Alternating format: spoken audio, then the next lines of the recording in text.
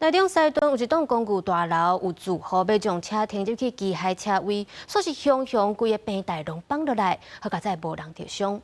专家表示讲，除了这机械车位要定定保养，咧停车时阵嘛应该对较重的头先撸入去，而且要随时注意，确保安全。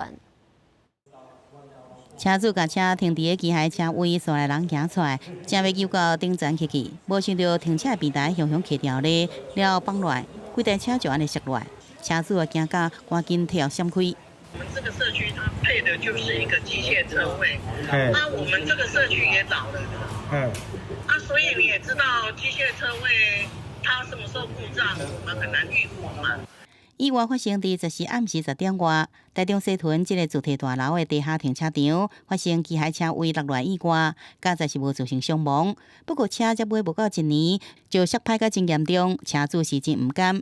也那社区的主委是讲，机械车位每个月拢有请厂商来保养，事故原因初步判断是未亚令古登去。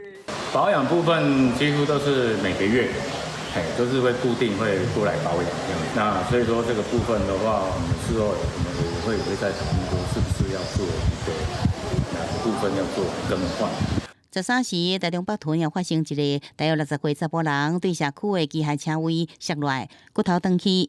听到机械车位发生意外，专业车评讲，机械车位平常时要注重这个链啊，也有油压缸的保养。停车时也建议对炎热的所在先入去停车格。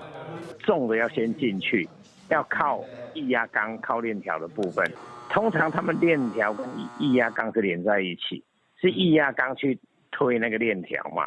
车评陈虎宏讲，停车进前要确认周围是毋是净空，也有车台是毋是甲路边有切齐。假定到若是有无正常声音，就要暂停这个操作，才有法度确保安全。